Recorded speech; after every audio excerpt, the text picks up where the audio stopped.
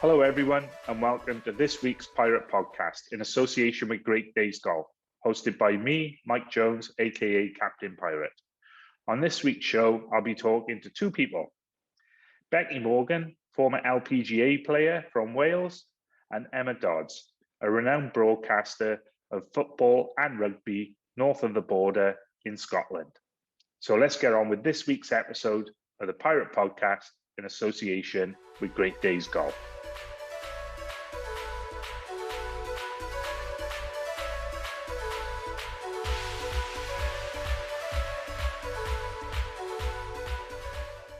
Oh, well, thanks for joining me on the podcast, ladies. It's great to see you both. Looking fabulous as always. And there's me and well, I've had a shave, just about. So, I'm just so pleased to have you on the program. I met Becky, I think it was just over a year ago at the Wales Golf Awards. What was the award you won again, Becky? I think I got Professional of the Year. Oh, there we go. See. I didn't even get. I didn't even get a sniff of Amateur of the Year. Very disappointed. I actually it was 2 years ago now. It was Oh wow! It doesn't count, does it? Well, yeah, but it was 2019. It was 2019 because it was after the Indian Open. Yeah, so it was beginning of 2019. Oh my God! No, I gotta say it, Becky. That doesn't sound like a Welsh accent to me. Well, do you know, I've actually never had one. So, right. No, I mean, even though it probably sounds all over the world, because I lived in the States for about 20 years. Yeah. But I grew up sort of the Monmouth Ross area, so I didn't really ever have an accent anyway. Well, as anybody knows from Wales, that's practically English anyway, yeah, isn't it? Really? Yeah. Like my dad's side of the family all have very strong accents, and then my mum's side didn't, and so we've just started this. I love that part of the world myself. Ross on White Golf Club is just incredible. So I don't know if you did you play a lot of your golf around that area? Or? So my home club was Monmouth Golf Club. Originally, when I started, it was 9 holes. My grandparents were members there, and then as a junior, I also joined Ross to play for their junior program. But I always had my home club as Monmouth. Right. So that was really the only club I played in the UK until I moved to the States.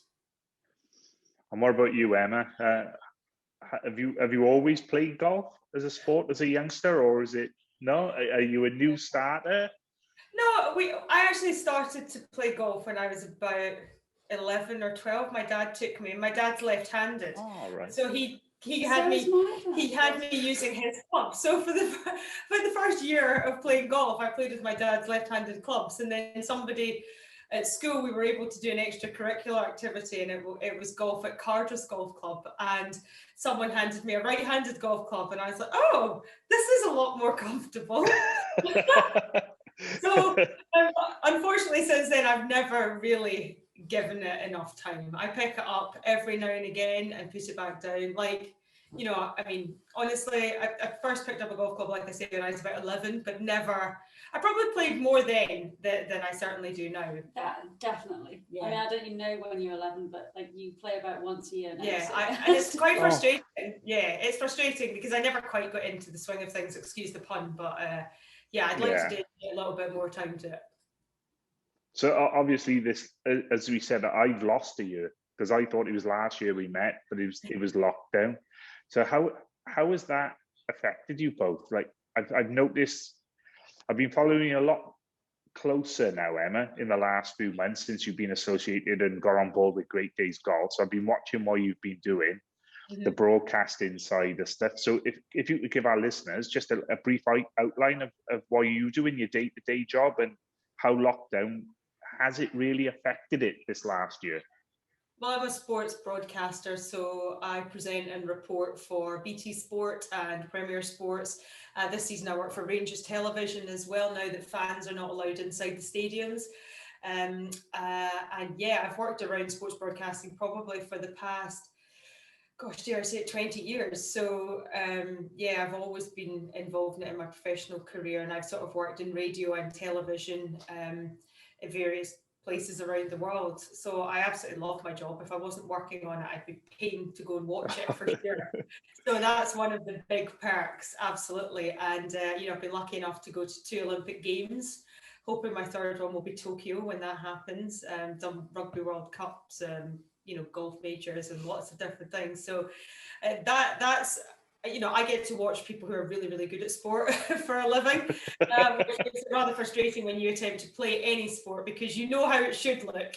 And then obviously when I try and put something into action, it's nowhere near what it should look like. So it's been, I love my job, I really do. And lockdown, the first lockdown, I think like everybody a year ago, we were, our industry was heavily hit because sport closed down, and it's the first time certainly that I've ever known it that all professional sport closed down as well. So it was very strange, given that both of us have quite hectic schedules, and combining our diaries to be in the same place at the same time takes quite a lot of management. And we were both in the same place at the same time for quite a long time during lockdown, but we're still together. It worked. So it worked. We bought a house, so it must have worked. Yeah. Were you, so how was Becky through lockdown? Did you play much golf, or did you enjoy the break? Maybe. Initially. So was it a year ago? Yesterday, wasn't it? Yeah. So the first few months, we were actually fortunate enough to live in a house that had a big garden in the country, and we could sort of walk up hills and stuff. And I actually didn't miss it at all. Like I was, I got myself ready for the start of the season, and we went to Abu Dhabi for a sort of a warm-up event, and then it was supposed to be Saudi Arabia the week after. And basically, sort of last minute, the Abu Dhabi tournament was cancelled, and they told us we needed to go home because, obviously COVID was getting bigger. And I think we all thought it would just be a few weeks, a few months, that'll be it, back to golf. The same as all of us. Exactly. So when we were told golf courses were closing, I really wasn't the person that put a mattress in my back garden and started smashing balls against it. I felt like I watched all my peers doing that, and I was like, should I be doing this? Yeah. And I actually just enjoyed. It sounds ridiculous, but we just enjoyed doing like loads of gardening and sorting out Emma's mum's house, and just. It was really quite fun and obviously the weather was amazing for the first few months of lockdown last year. And then when I was able to go to a golf course, because Scotland has obviously been a little bit different to England and Wales. We loved it, didn't we? Like we just went and we just kept playing all the time because it just seemed like a novelty. So, did you feel you got the love back? Because as a professional, I've spoken to so many professionals, and they not fall out of love with the game. I think that's always in them, but they get a bit fed up with the grind, and they forget the importance of playing it to just enjoy it. And it sounds like you've rediscovered that. Yeah, totally. I always give myself some time off at the end of the year.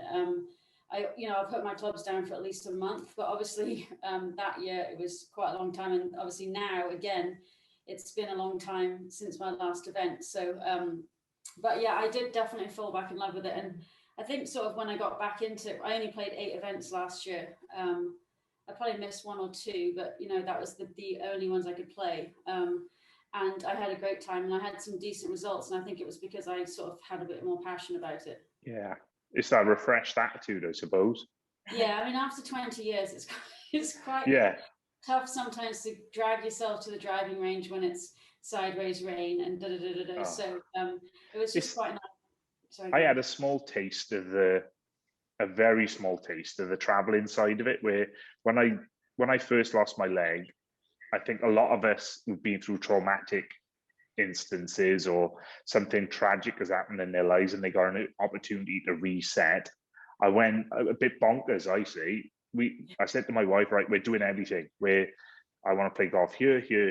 I want to play in this tournament. I want to do this. And then for 6 weeks in the summer of 2017, we were literally off a plane in Scotland, because we went to Scotland for the Scottish Open, literally flew to Heathrow, waited around for 12 hours, caught another plane to France, then out to Australia, and then back again. And I did it for 6 weeks, and I just fed up. I just didn't want to get on a plane again. I thought how professional golfers, these people that do it for a living, can do that. And I'm only playing a 2-day tournament, not a 4-day tournament or a 3-day tournament. So I take my hat off to anybody who can do it, because it's tough, and the grind must be. Oof, I can't. It's Yeah, I mean, we all see the glamour, but we don't see the hard graft that goes in the yeah, background. you definitely have to have a bit of a passion for travel and just being very patient in airports. I mean, it's Yeah, growing up with some, I think back to my junior days and some of the girls I played with who were great golfers and turned pro and honestly just hated the lifestyle. They didn't enjoy traveling. They hated being away from home. And so, I mean, that has to factor in a huge part into being a professional athlete, because you actually have to enjoy or tolerate being away from home. And a lot of people can't hack it. And so it is a massive part of it for sure. It's also not that glamorous. I think a lot of people see some of the top male pros who take private jets everywhere. But, the majority of professional athletes, it's hard. I mean, okay, you might be able to fly up top, but it's still time zones, it's still, airports, it's still everything that you take into account when you travel over, across different continents. And then you're having to go and perform at the best of your ability, which in golf is so ruthless. There's no room for error, really. No. And you're out there on your own most of the time. So, I find it fascinating. I don't think a lot of people who only see the tournament side of things actually understand what being a professional golfer involves. The one that I've seen that sort of changed my impression. I was a late starter. I didn't start playing until I was 25, and then I got down to 2 before I was 30. I couldn't get the scratch because I didn't have the right approach to the game. It did a long way, and just get it down there as far as I can. That was my tactic. I had no finesse to it. It'd be perfect now. It'd be great now, but I've with the leg, I've lost a bit of distance, so it's made me play the game differently. And I can't believe how if you don't enjoy that grind of, as you said, putting the time in and everything, and that's why this winter has really made a difference. I'm playing the best golf I've ever played now, because I've been hitting balls in a net in the garage with no consequences, and that has really, since golf opened last week, I've played 3 rounds, and all of them I'm just thinking of my setup and then nothing else, and just hitting the ball. I've decided where I'm going to hit it, and then I just hit the ball without consequences. And oh my God, the difference is incredible. I feel like I've seen a window in your garage that would make me a little bit nervous. I'm not going to lie. I've only ever missed a net once. The first time you posted that video of your new net, I was like, "Oh, that window's got that S word all over it." But but well done. I when I first hit the few in there, I thought, I'm not going to enjoy this. I'm just hitting it 2 yards and I can't see any results. And then what I found is I'd set myself goals. Right, I'm going to hit 20 good strikes where if you've hit them how you wanted to hit them, and then try and just repeat. Don't fall into that trap of, a little bit harder, or I'll try and do this with this one or this with that one. Just try and keep consistent and look for the same strike all the time. And that's what made the difference. And the couple of the boys I've played with already have said, you didn't seem as though you hit it badly. You might have hit one a little bit left or a little bit right, but you haven't got that like fat shot or thin shot has sort of gone. And that's just purely down to hitting balls into a net and saying, I'm not going to stop until I hit 10 on the trot. Without the thin shot. So it was good. So we've spoken about golf and broadcasting. So are there any other sports that fascinate the pair of you? Oh, how long have you got? No. As long as you like. That's the beauty of editing. Yeah, I mean, I grew up sort of trying everything. When I was a little kid, I loved football. Tennis, I enjoyed. Swimming, my sister and I used to go to swimming club like 3 times a week. And then I even played lacrosse for like 4 or 5 years. So that's bonkers, that is. That's like death ball or something. Especially with my sister, she was really dangerous. So I sort of really enjoyed every sport growing up, and only really specialised you know, in golf, like the last few years as a teen, I guess, when I, you know, was obviously going to a lot of events, so I couldn't really do anything else. But Yeah. I always think it's quite important to sort of have like a fairly rounded sporting background. A lot of the sports psychologists are saying that, and the college players in America now as well, encouraging the golfers in college to participate in other sports, because it's bringing on different attributes, and that's all these, you know, they pay for all these scientists, and they've got all sorts of teams of everyone now. But they've suddenly decided, don't specialize, play as many as you can. This is your sport in college, but play as many sports as you can. Yeah, and that's refreshing. So obviously you have to be careful of it, of injury, but you can see why there's that approach. I mean, growing up, I played pretty much everything. Like, I'm a huge skier.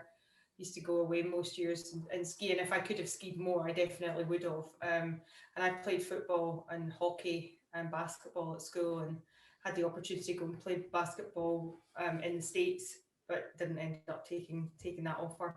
And so, yeah, I mean, sport's been such a huge part of my life, even, you know, from hitting a tennis ball against the wall to trying rugby. And, you know, I think you either love sport or you don't. You know, I think there's always the kids at school that like the academic side, and there's some that like sport, and then you've got the really exceptional ones that like both. But yeah, I certainly fell into the sport category at school, and I lived in a village just outside Glasgow, so there wasn't that much else to do.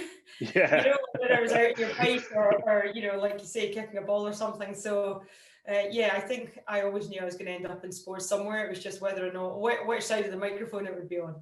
It's so what's your thoughts then on, we talk about sport and how important it is for kids growing up. So what's your views on playing to win? Because there's so much talk nowadays of give them a medal for competing. Now, this is just my personal view.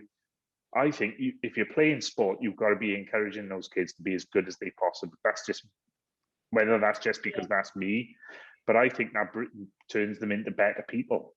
I agree, and I think it also, like, later on in life when you're competing for jobs and stuff, that there's 200 people applying for one job. Like, I think you have to be, well, try and be fairly competitive and stuff, and almost learn to fail if, you know, like, it's okay not to finish first, because then it actually sometimes gives you a bit more hunger, you know, to do better next time. I mean, especially in a sport like golf, where most of it, I mean, if you look at it, like, it's so many failures because only one person wins every single week. And so, like, I mean, what the sport, when I grew up playing sport, it was definitely about winning and finishing, you know, the top 3 or something. And if you didn't, I think you were disappointed. And I don't think there's anything wrong with that.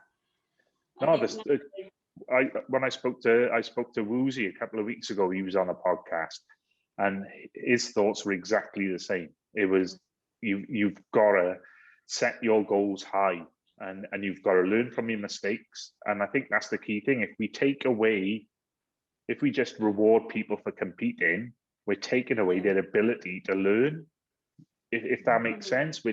Because you, as you said, you learn from your failures. Right, I'm going to be a bit more successful next time. Or that interview didn't go great, so I need to change what I did on it, or take a look at my CV. I'll look to improve. And I think that's inbuilt in sport, builds that into people if you approach it the right way. I think that makes sense. Yeah, absolutely. But I mean, I 100% agree with, you know, I think it's great everyone takes part, but for me, you play to win. And I think it's like that in life. I think you go into a job, you don't go into a job in whatever discipline is in to fail. You go in to be a success at it, you know, and do your best. And, you know, I think in sport, again, it's all relative, because if you specialize in, I don't know, in playing, you know, tennis or something, and then you compete in athletics on sports day, then maybe just getting round the 1500 meter track, you know, in itself is a success for you. But in people who excel in it, you know, for them, it's about timings, and and I don't agree with giving medals to finishing last place at all. I mean, I'm all for inclusion. I'm all for, you know, everybody feeling part of something. And like I say, I think it's relative, but I think you have to be taught the difference between winning and losing, because it ultimately is success and failure. It's vitally important in what I've seen in disabled sport, especially because you do get a lot of sympathy as a disabled player.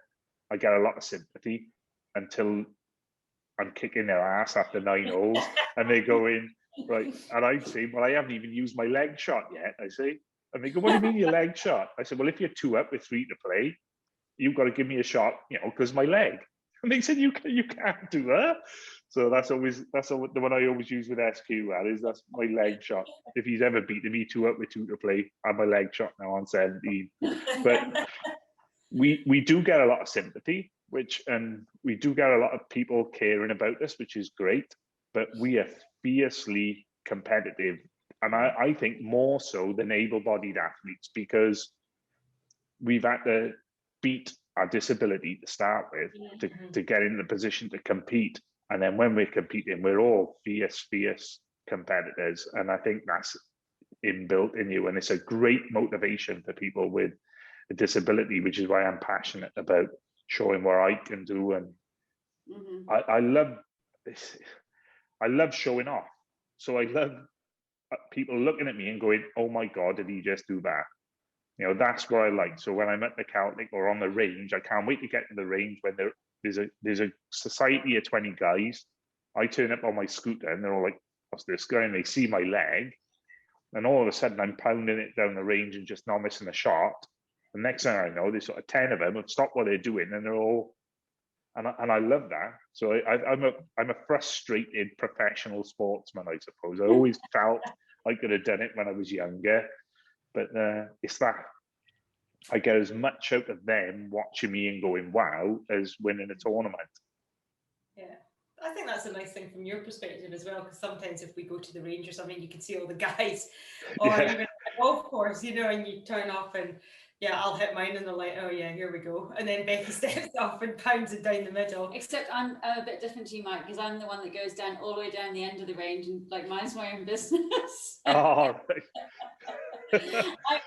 I always just there's a range I go to in Glasgow that's sort of like a double story range. Yeah, and I always sort of head up the stairs and go left and go to basically the end bay and just stand there and it's a lot of it. I think a lot of it comes from when I used to live in Florida. I practiced at I think it was PGA training center there that was just literally across the road from where I lived, and it's amazing how many guys would come over and offer me advice and who literally couldn't get the ball, and I'd be like, why are you watching me and telling me? I'm fairly sure you need to focus on your own game, but you obviously don't want to be rude and stuff. So I now tend to hide, I guess is what I say, put my headphones in and just do my thing and leave. But I understand why, I get why you like it when everyone watches for sure. I've made that mistake, what you just said, in Italy. I played the Italian Disabled Open, and I won the net category off my handicap, and I was on the putting green the next day just waiting for a flight later in the afternoon, and there was a young boy there, and God, he was good. I was watching him putt and I thought, he is unbelievable. He's just not missing anything here. And then as soon as he got within, say, 6 foot, he'd miss them right, most of them missing right, where he was just having a sneaky look. So I didn't say anything. I just got my phone out and videoed 3 of them where he missed it right. And I stopped, went over, and it was Paratore, the tour player. So I'm speaking to him, and he said, I'll introduce myself. I said, oh my God, I am so sorry for coming up and I just saw something you were doing. I just wanted to show you so you could see. And he said, grab my phone, give me the video. I knew, and he's sort of saying, I knew I was, we had a great conversation, and well, you were probably right in that case, but most of the time the advice I'd get was absolutely rubbish. So we're allowed to swear if you want. We've been reading it in. Yeah, I could imagine this, their heart's in the right place, and I could just fundamentally see something he was doing. I thought, I just want to help him. And instead of thinking this is, I just when us as disabled players, when we speak to each other, we're always giving each other, oh, have you tried this with this leg, or have you tried this, or different ways of thinking about the game. So we always converse and try to help each other. But just to change subject ever so slightly now, I need to ask you, about your heroes in sport. Now, there's something unique that you both have the same hero, is that right? It's quite bizarre, isn't absolutely it? bizarre. Because like Emma mentioned it the other day, and we both sort of said the same name. And I think again, it was like when you're growing up watching all the different sports, and obviously like Wimbledon was so massive, you know, back in the day. Well, it still is, but like I mean, I used to like in the summer just watch it religiously all day. And so we both like, I think our sporting hero growing up was Steffi Graf, and we were both like, oh. Yeah. And so I just absolutely loved watching her play tennis. I thought she just was effortless. And so I can't believe she's 50. Oh, well, in her 50s now. It's oh my God, that scared me. Made me feel ancient because I remember watching this young girl. Fairly young, didn't she? Yeah, there's a quiz coming up. Please don't name the answers. Yeah. Oh, we might not know them. Yeah, no, but you might get something. I've done you some. So you think you know is the quiz? So I absolutely ballsed it up with Woosnam, if I'm honest. It was a disaster. Wikipedia were a bag of because he went, well, that ain't right. He said Tom Watson finished third. I was going, oh my God, what am I doing? This is an absolute. I don't think our knowledge is that in depth. We won't be that. I've done them. They're fairly straightforward. Who was his sporting hero? Did he have Sorry? Did he have a sporting hero? Woozy. Yeah, it was basically his father, and it was Gary Player out of the big three, simply because he watched the three of them and he loved all three of them. He loved the way Tom Watson swung the club and the way Tom Watson played, which was extremely aggressively on the course. He said he was such an aggressive player, it made it feel difficult to beat him. And then having watched him on television, I'm thinking, I can't imagine Tom Watson being aggressive, but what he meant was he would just go at everything, you know, and capable of shooting unbelievable scores. But he said Gary Player was the one because he was small. He was a short guy and you could relate to him, and he was always having to push harder to hit it further and everything. And the bit that I was surprised that he spoke about was where he changed his swing after he got to world number one. Now it still looks the same. I can't remember hearing or you reading about that in the news, but Faldo had just done his huge swing overhaul and taken a long time to get through it and was reaping the dividends of doing it. And he said quite candidly, he said that it's the biggest mistake of my career. That's the one thing I shouldn't have done was try to improve on what I was doing. If I carried on what I was doing, he said, I think I could have won more majors. But everybody felt that was the way to go at the time. So yeah, his hero was Gary Player, which, you know, it's a nice hero to have. You're going to pick one right at the top. And he's still going strong, isn't he? Inspiring the next generation with sit-ups and push-ups and treadmills. Is it Conor Moore or Conor Murray, the impressionist? Have you seen him yet? Oh, yeah, I think it's Murray, isn't it? Conor, and he does Tiger Woods and Justin Rose. And have you seen him doing Gary Player? Yeah, he's a brilliant asset. God. Yeah. So like that I always think whenever I think of Gary Player, I think of Conor Moore doing the impression, punch me. So I tell you what, because you said about the quiz, we might as well get into that now. So it's like a weekly quiz that I do, and we'll see how you perform. Is this a joint effort? It's a joint effort. That's fine. That's fine. We can confer. Yeah. Okay. So Steffi, now I want to no phones or Googling on a computer. There we go. Hands up. So Steffi was dominant in the 80s and 90s, and she won 22 Grand Slam titles. But how long did she stay at world number one for? How many weeks? Oh, weeks. It's 300 and something. It was 7. I think it was like 7 and a bit years. Well, how many is that? How many weeks is that? 52 in a year. Yeah. I'll give you 5 each way on it because it's such a high number. Okay. Yeah, how's your maths? Good. Do you want to borrow some hands?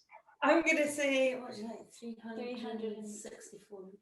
Sure. 360 weeks. Ooh. Even with the 5 leeway. I'm sorry. It's 377 weeks. Oh, come on, 17 weeks out. I wasn't that I far. mean, No, that's good. close. We get like It's good, but no cigar. This is the participation points. Yeah, we now. don't get anything for failing. Sorry. Well, we spoke about it earlier. I asked permission. There's no prizes for last place here. Yeah, but that's over 7 years. Over 7 years as number one. That's amazing. And That's- unbelievable how dominant she was in that time. That is just, how do you motivate yourself? That's In an era crazy. with some really, really good players as well. Uh-huh. You know, and she was up there, you know, with some absolutely, there was some brilliant rivalries at that time as well. So use the other one now. Now you should get this one. I got my fingers crossed for you. Yeah? So she is the only player to win the Golden Slam. So you know what the Golden Slam is? So it's 4 Grand Slams and the Olympics in the same year. Yes, that's the golden one. But what year did she do that? 88. Oh, that was an easy one, really, wasn't it? Well done, well done. 88, yes, that's. Yeah. Here we go. How old was I? Well, older than you then. Yeah. I think I was 14. So, question 3, you're doing okay so far. So, question 3.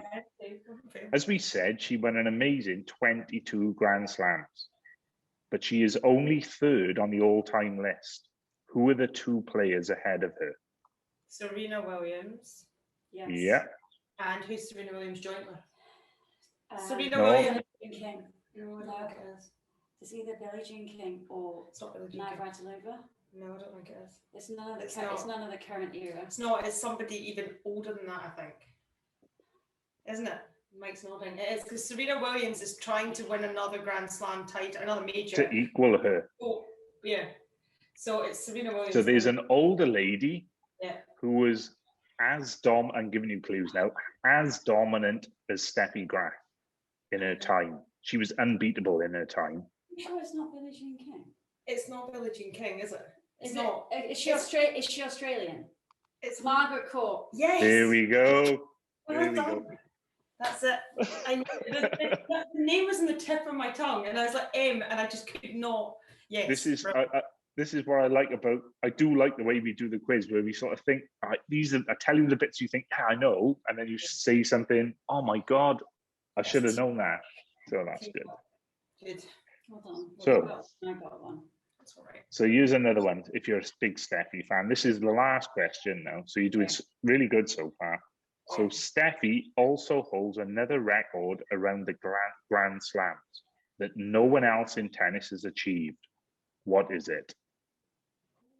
I think it might be that she did it the next. And that's no men or women have ever achieved it. Only her. I think she did Back it to back. back to back. Grand Slams. 88, 89. Is that your answer?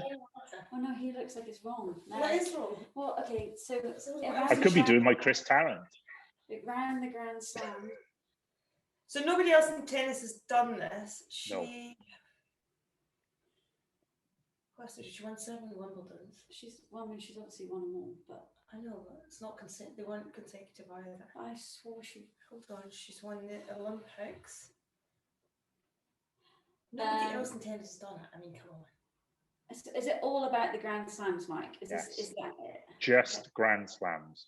She's done something in the Grand Slams that nobody else has achieved. Was my answer close? She's won doubles and singles. Was my back to back No, here no. close? Yeah, but it's more than that. Is it so many in a row? I wonder if it's like 10 in a row. Looks like it's Oh. it's No, it's not. It's not. Don't know. Do you know the answer? I'll give you.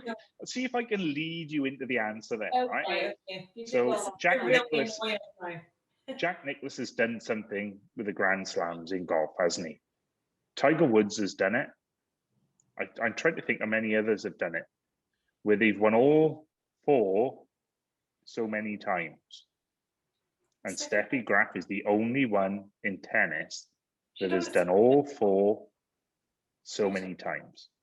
4 times. Well, She did she's won- 88, she's 89. won- She's won. Okay, so she's won the French. Did she win a golden slam? Did she win? She's won the Olympics twice, I think. No. It's not enough. It's just the Grand Slams. won it at You're on least- the right track where you've won won at least 88. all of them 4 times. Yes, that's the right answer. She's won the Grand Slam 4 times. Yeah. Only tennis player to do it, male or female. That's So amazing. win all 4 Grand Slams 4 times, that's Wimbledon. incredible as well. That's pretty good. Wimbledon 7, My, French my- 6, my career is feeling really hopeless right now. US 5, Australia 4. I mean, I bet she's not won the Indian Open, has she? No, well, that's it. That's the way. It's like Richard Boxall says. That's probably the 5th major, surely. That's exactly what Richard Boxall says. He says it a lot of the times on Sky. You might not catch it when he goes, I'm sure they should make the Italian Open the 5th major because it's the only event he won. Well done. We got 75% there. 75%. So you beat Rachel? We'll give you part of our medal.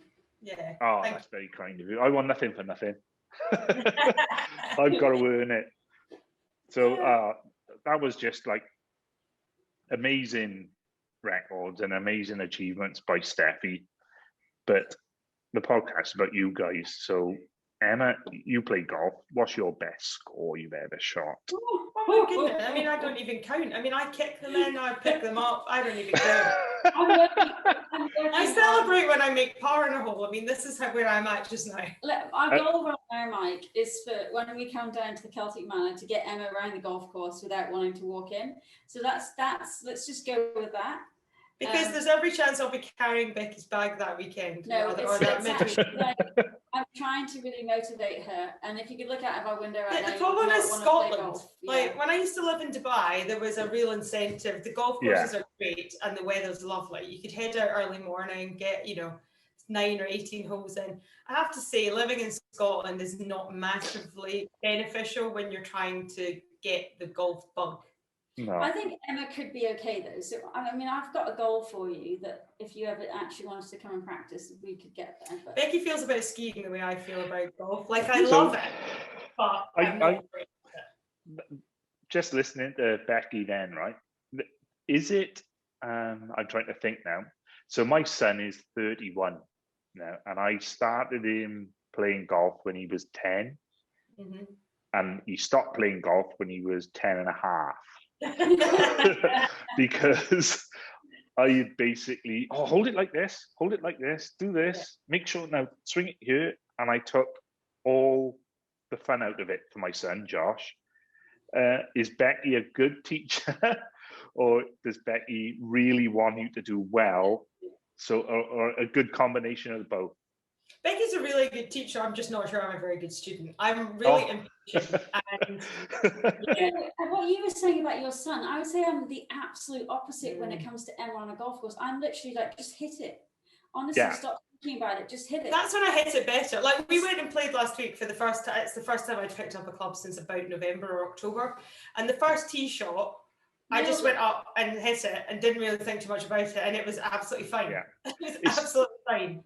Emma managed to take her athletic ability out of it when she stands there for like 30 seconds thinking about what she's supposed to be doing.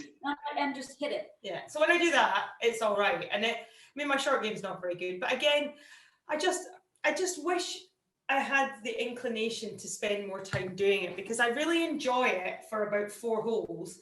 And then I hit a bad shot or, you know what I mean, I lose my ball and then I start. And I don't know if you've ever played at the Carrick in Scotland. No, I haven't, no.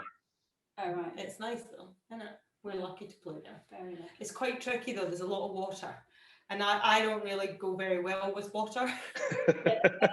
That's it, the first 4 holes, that's when Emma wants to give up because... I'm fine on the first 4. It's when I get to the first 3 is when I get to the 4th. But anyway, there's definitely something in there, right? I hate being mediocre at things. And again, this goes back to the competitive nature. I hate being crap. And when I play golf, I don't play enough to give it my full dedication. So even if I don't have a lesson with Robbie, who is our coach at the he was actually my instructor before he became her coach. So that's a gift I gave to Becky. like, I don't have enough time to go and practice everything that he tells me. I mean, obviously now with lockdown and the way things are, there is more time, but then the weather isn't always great. So I just need to align a few things, and I'm fully confident that if I just devote a bit more time to it, that I will be able to have a reasonably competitive handicap. I know the secret that is going to make you enjoy golf, and it happened to me in Florida.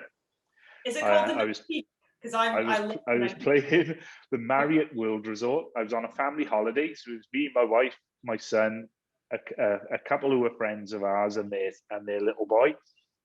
And the one day they said, we're going back to MGM Studios, and I went, I don't want to go to MGM. Can I go and play golf? And she went, yeah, okay. So we didn't have a car because we were staying on International Drive. So I jumped on the iRide bus, went all the way to the bottom of International Drive, got a taxi from SeaWorld to the Marriott World Resort, booked the tea time. They stick me out at 10:30 in the morning with 3 Texans who were there on a conference. So these guys come in the pro shop, off we go to the first tee, 10:30 in the morning. And honest to God, they all got the Stetsons on, the big hats. He's on the buzzer on the radio, zzz, zzz, be a girl. And that's all he's saying. He's not saying excuse, be a girl, hole one, be a girl. And that's it. I'm thinking, what's he doing? Next thing, the young girl turns up, with a golf cart full of beer. What do you drink, Mike? Oh, I'll have a Miller Lite. Okay, 6-pack of Miller Lite, 6-pack or whatever he had. Ice buck each side. And, well, after 9 holes, put this way, they were 2 sheets to the wind. The hats were off. They were in the water. Anytime, any hole with the water on the side, which are most of them in Florida, they're in there looking for snakes. That was their fun. They didn't care about that. And I tell you what, I had the most... That's definitely not my idea of fun, looking for snakes. It was the most entertaining 4.5, 5 hours of my life I've ever had. We got in, we were drunk as could be, off the golf, trying to hit golf balls and everything on the golf course. We get in the bar, we're sat there, and they're Texans. So they're big, they're brash, they're loud. Hulk Hogan's at the bar. The wrestler, right? And they're going, yo, Hulk, baby! Screaming at the top of his voice. And I just sat there with my head in my hands. The hangover starting to kick in already after, because I've been drinking for 4 hours. And I thought, I got to get out of this. So I'm sat now at, I think it was about 3 o'clock in the afternoon on the iRide bus that runs up and down International Drive. And I'm sat in a corner like some homeless hobo, sort of half drunk with my head going down. Get in, and Beth goes, I thought you were going to golf. I was. She said, look, you can hardly walk. I go to bed, off the bed. But, so you're telling me I should introduce alcohol into the equation? Yes, definitely. Exactly the she right definitely approach. Needs a carrot. Like there's definitely, I need to put a gin and tonic on the 18th green or something and just get her to go towards it. But I played a pro-am at King Barnes, and it would have been 2 years ago now, actually, because obviously last year we didn't do anything. And Beth Allen, who is another player that plays on tour, I do a podcast with her. She gave me a half pint before we went out, and I'm not joking. The first hole was probably the best hole. First and 18th, the 2 best holes of the day. One because I just had to drink, 2 because I knew I was about to get one. I think beer or alcohol gets you to play subconsciously, and that's the ultimate secret to this zone that the players talk about, because amateurs can get in that zone as well and feel like it's easy. It's where they're not thinking about anything at all. They've decided where they're going to hit it, and they just hit it. Yeah, and Becky was absolutely spot on, where she said, just hit it. Don't worry about how. Just hit it. In programs in the States on the LPGA tour, I mean, the majority of the time we were playing with, mostly 4 guys, and they'd all be really nervous after a few holes. And I was like, okay, guys, what do you usually do? And they're like, oh, we usually in a cart and we've got like a 6-pack of beer. I'm like, okay, we'll get some, because this is supposed to be enjoyable and you're hating every second of it. And as soon as they crack open a can, they get back into their rhythm and they start floshing it. But they're trying to be dead serious because they're playing in a sort of professional program. And I'm like, let's just get the beer in, guys, because this is you've got to enjoy it. That's what you know. Yeah. I love pro-ams now. It's great. First question I ask the pro, right? Are you a pro-am person or are you not a pro-am person? And if he says, and only one player has ever said, I'm not a pro-am person. He said, fine, You just, if you want to practice, you do what you do. We're going to have our little competition amongst us. And Shame. I can't. He's on the senior tour, so I can't. He's a South African on the senior tour, and he just didn't want to be there. But that's what happens, those, not everybody, it's not everybody's cup of tea. Yeah. But Well, I'm sure that's down to the golf is what's going to convert me into being a golf addict. Isn't it? Say that again, sorry, Anne. Great Days Golf is what's going to convert me into being without a doubt. Well, me and Sean are looking to come up now. I've looked at the Scottish, what Nicola Sturgeon, Jimmy Cranky, as my wife calls her. Sorry about that. I apologise, Nicola, if you're watching. I didn't mean it. So, we're looking to come up. I think it's 27th of April. Restrictions are set to change. Hotels open. So as soon as they open, I've told him, I said, I don't care. You can stay where you like, but I'm staying in Wessex because I think it's almost finished now, the refurbishment. Right. It's not far away. Have you seen what they've been doing there? Yeah. So, Wessex Hotel on the 18th at St Andrews had a big car park next to it. Yeah. That car park is gone now. That's part of the hotel, Nice. like 5 stories high. And the whole roof area is an open gallery bar overlooking. Oh my God, it looks, the plans, I was looking at the plans last year. It looks incredible. First tee, I'll meet you in the bar. Well, you can abuse us. You'll see us from the first tee up on the top. Who's that drunk lady up there with the blonde hair screaming at us? Falling over. Go on, Becky! Maybe this is a bad idea, Mike. Yeah. I know, She'll be on her own. She'll be on her own drinking. We'll be on the golf course. No, you'll enjoy it. So we're looking to come up. We're looking to do like a Monday to Thursday, I think. Visit as many clubs as we can because we're looking to get associate clubs on board. I've started talks with the Fairmont of them becoming a partner club, so then we can host events there. So I've been speaking to Hong Kong for a week, just trying to get hold of the right person, and eventually now I've managed to do that. So hopefully I can arrange a meeting with them when we're up. We'll play some golf and just get to know each other better. If we're going to be working together and doing a lot, you've got to get to know the people you work with and socialize with them and enjoy it. And then we can talk about going to Crons, because that is, oh my God, that's some trip. That's another carrot. I mean, that's another carrot. I'll come and carry your bag. No, you'll play. You'll be good. Yeah. Have you played Crons, Becky? I haven't, no. It's the most magical place. Even if the weather's poor, I don't care. The people there are just. I can understand why the tour pros love it, because they just walk down the street with their bag in the middle of everyone. There's no segregation or anything. Sit down and have breakfast with their bag there and their shoes on the floor where they've walked across from the hotel. Honestly, because nobody bothers them. They can just sort of be one of the guys, if that makes sense. There's no pressures on them. It's a beautiful, beautiful setting, and the ball goes miles. So that's what I like about it. And altitude. Well, I hit my 7-iron, I don't know, about say 160, 165, something like that, if I'm hitting it good. So I get the Crons, I teed off with 3 friends. One's a member, one's a director of golf there. And I've zapped it with my zapper, and I've gone like, oh, it's 185. And Alana's gone, well, what do you hit 160? I said, oh, my 7-iron. He said, well, just hit a nice smooth 7-iron and let's just see how. So I've hit this smooth 7, and it just seems to stay in the air forever. And it's landed on the back edge of the green and bounced. And I went, oh my God, I just carried that nearly 190. Because 7-iron is the club that particular loft is the one that the altitude sort of affects the most.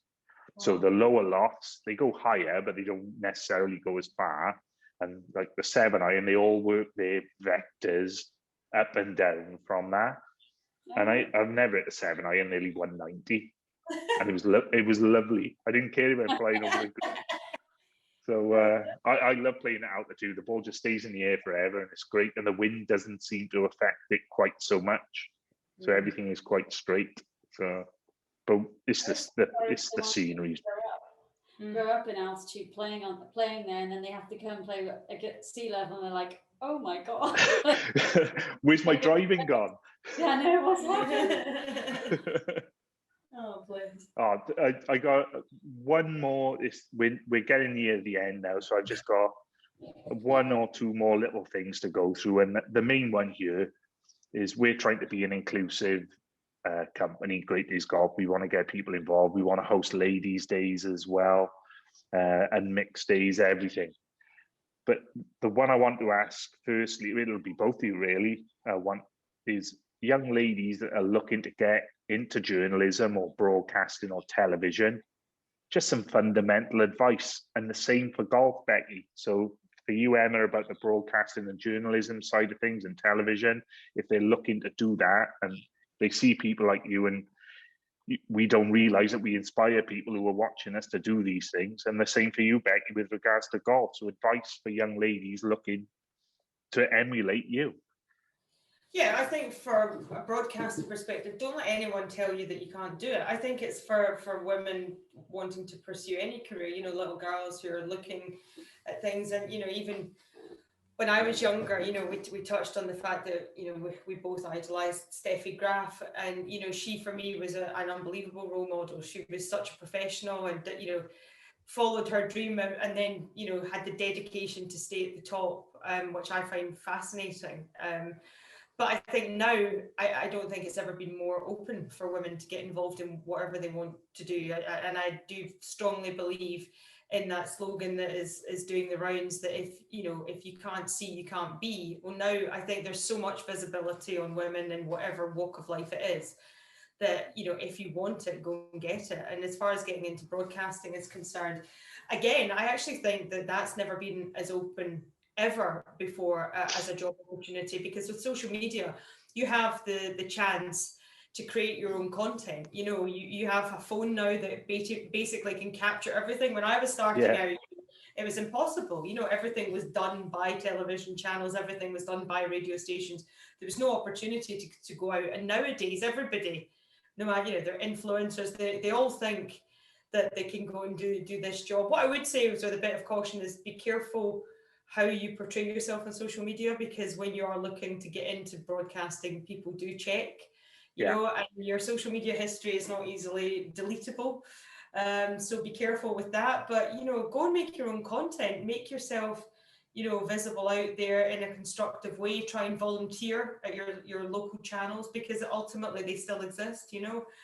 Offer to create content for them for free. You know, if you're younger, go and shadow people who are doing the jobs. There's so many opportunities to get involved. And like I say, you know, create your own stuff now, because nowadays one person does the job of about 5 different people. When I first started, when there was a camera operator, a sound person, a producer, a presenter, you know, now that is basically one person. The other thing I would say as well, for anyone listening, is just because you happen to have been to university, or just because you have a degree in media, does not mean you know how to do the job. The majority, everything I've ever learned has been on the ground. You can't mock up a situation in live news where you have to adapt to something that happens. So go in with an open mind, be willing to learn, and be willing to take advice from people above you who've been there before, because so many times now you see people coming in who have done stuff on social media and they think they know how to do the job. You don't know how to do the job. Listen, be open-minded, and be yourself, because ultimately there's opportunities out there now for everyone, and broadcasting is a brilliant thing to do. So get involved. Oh, that's brilliant. Thanks, Em. God, do I have to follow that? And like, just say, do as well as you can, Beck. Substitute golf for, like, no, I'm just kidding.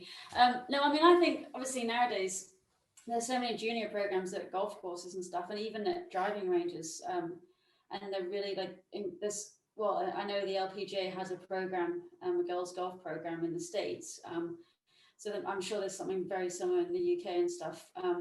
But just go along to your local club, and like, the pros usually have like junior things during the summer holidays and stuff, and it's like very inexpensive to start with. You know, you just go and maybe pay a $5 or something and just go along and, you know, try golf and stuff. And I'd also, I mean, if you have like a golf tournament, a pro tournament nearby, go along and, you know, go with your mum and dad and stuff, and just watch and stuff, because I think that can inspire people to get into it as well. Because I mean, golf is one of those games that, I mean, I've played professionally for 21 years, and there's not that many sports that you can do that for.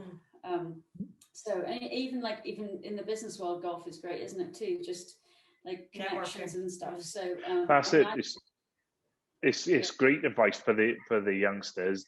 They follow their dreams, look up to their peers, but it's important for us as members of golf clubs that when we see these youngsters playing, encourage them to play with us. Absolutely. Because I've seen it all too often. I was like, an example I would give, there's a young girl, I can never remember her surname, but Eloise was her name. She was 14 with her mother. They come down for the day from London. She's a member at Woburn to play the 2010. And they were going to go out on their own. And I said, well, join me if you want. Oh, I don't know whether we should. I don't know whether we should. And I said, it's fine. Come on, we'll have a game of golf together. And it really brought her out of her shell. And she went from it being a practice game to enjoying the game of golf. And we've stayed in touch since. She got a huge social media following. She's a lovely girl. I think she's in the England under 14 squad now. But if you don't encourage those girls and make them feel part of golf, then they can become disingenuous with it. You know what I mean? They think everybody's the same. They don't want us to play with them. We want it to be inclusive. And she's an absolutely cracking kid and hell of a player. I think 14 now she is. Hell of a player. Yeah. No, and also I think I'd encourage them to follow. Again, kids live through social media, and I encourage them to follow the LAT, the LPGA, and see how brilliant these players are that are out there. And, you know, that's the type of content they should be watching and seeing, you know, the fun things they do off the course, the fun things they're doing in the build up to tournaments, and then the serious stuff when it comes to how they do their practice drills, how they, you know, conduct themselves during the tournament, and some of the shots they play, because it's absolutely awe-inspiring, really, like how good the golfers are. So, you know, instead of just watching stuff on TV and watching what the guys do because they hog all the headlines, you know, make sure that you're steering them in the direction of watching women who have been there and done it and are succeeding at the moment, because exactly, it's positive role models, isn't it? Yeah, exactly. You know, and you know, at golf courses as well, when you have beginners in there, you know, I think a lot of beginners feel quite intimidated. I mean, I'm quite ballsy. You know, I've got a big mouth and I can stick up for myself. But even sometimes on a golf course, I can feel intimidated or rushed if people are behind me and they're better than me. And, you know, I do think golf courses are quite hard places to go when you're not very good at playing golf. And like you're saying, though, it's just trying to be welcoming, you know, because, you know, at the end we've all been there. We've all been those learners. A beginner turns into an intermediate. And it's just, golf used to have quite a scary reputation, I think, of being quite stuffy and, you know, a lot of rules in the clubhouses, and it's such a different game now, and it's so much more accessible to everyone. France have got it spot on. They're so family orientated now at the golf club. No dress code. You turn up wearing whatever you want. We just want you to go out there and enjoy it and have fun. That's what I found on the golf courses I visited in France, and it was refreshing, and the kids were just absolutely loving it, and that's how you get them to play. But I've just thought of it. I got the most important question of the podcast now. This is for Becky. Oh no! How many shots are you going to give me? She'll answer it anyway, so it's fine. Go ahead, Mike. How many shots are you going to give me when we play? Well, I still haven't. You haven't actually. You say you're a 2 handicap. What are you now? 2.5. You're a 2.5 now. Yeah, that's under the new world system, isn't it? And so I can play off red tees with you as well. Well, I'm not playing that. We'll play a little bit further back, but. Are you joking? Well, what yardage do you usually play? As close to the hole as I can, obviously. Well, tour yardage is around 6,500 yards for us nowadays. That's long. That is quite long for me. I think it's long too, so we can move up a little bit. But I mean, I'd give you a shot aside if you're 2.5, or maybe 2 shots one side. I mean, I'm not giving you more than that. No way. Right. This is the question. I had exactly the same conversation with Jack Davidson. Have you heard of Jack? He's a young pro from Lamworth, played Challenge Tour, played Walker Cup. He's really young, like 21, 22, up and coming player. And we played at a 2010. And I said, right then, Jack, we'll have to have a game. Our first game, what do you play off? And I said, oh, I was off 8 at the time. I said, oh, 8. And he went, oh, I'll give you all your shots. I'll give you 8 shots. I said, whoa, whoa, whoa, whoa. What were you off when you turned pro? And he went, +6. I went, well, I think you'll find that's 14 shots you'll be giving me. And he sort of reluctantly agreed and then proceeded to have a dog license. So take it, I didn't have any more shots after that. Yeah, So, exactly. Exactly. I think it was +4 when I turned pro, but that was a long time ago. Oh, okay. I've become worse over the years. Well, we got to wind it up now. I can't believe how long it's gone on for. I know you're incredibly busy, so my grandson's on his way back now, so I've got to do a bit of babysitting. Well, so it was fantastic to have you both on the podcast. Thanks for getting involved with Great Days Golf. It's a really bright future in front for us. You can download our app. This is for the listeners now. You can download our app at greatdaysgolf.com and catch me on my social media as MJ_disabled_golf, or the easiest search is #CaptainPirate, and I'll pop up and just give me a follow. Send me questions that you'd like me to ask our guests on the podcast, and enjoy it all. I'm available on all the platforms, Great Days Golf channel and Acast. Just search the Pirate Podcast. So I just want to thank Emma and Becky. You've been fantastic guests. I think we didn't talk over each other too much. Becky, it was difficult to stop you talking sometimes, but yeah, Emma warned me about that. I know. Nightmare. Everything hardly get away with edgeways at home is terrible. She's not talking now. We're so looking forward to catching up and meet with you in person and getting a game of golf in. But until that time comes, thanks for being on the show, and I look forward to seeing you all soon. Thanks for having us. Bye, everyone.